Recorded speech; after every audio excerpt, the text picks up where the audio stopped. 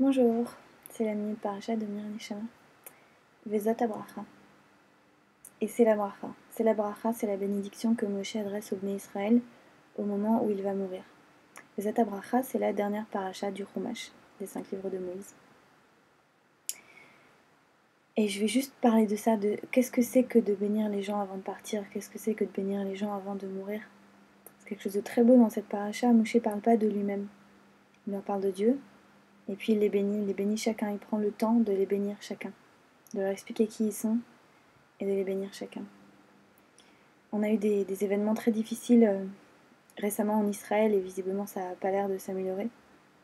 Moi j'étais en Israël pour les fêtes, j'étais en Israël pour le début de Sukkot et j'étais dans la vieille ville, j'étais juste à côté du Kotel, tout à côté de l'endroit où même pas une semaine après il y a un couple avec un enfant qui s'est fait poignarder.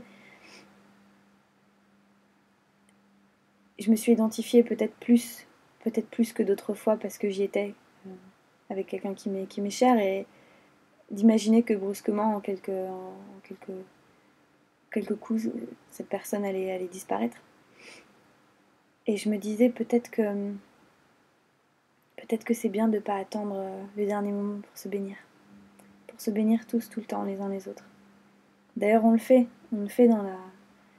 dans la tradition juive quand on accueille les gens, on leur dit Baruch haba, Brucha haba, béni soit celui qui vient, béni est celui qui vient, béni est celle qui vient, Bruchim habaim, bienvenue.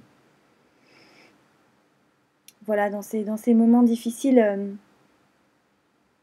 où il y a de la souffrance de tous les côtés, il y a des gens qui meurent de tous les côtés. Je crois que la seule chose qui importe, c'est de ne pas oublier que c'est précieux. C'est précieux d'avoir les gens qu'on aime autour de nous. Et l'importance de se bénir. L'importance de se bénir avant de partir et même sans savoir qu'on va partir, même si on s'apprête pas à partir, juste de se bénir. C'était la minute paracha de Mir Neshama.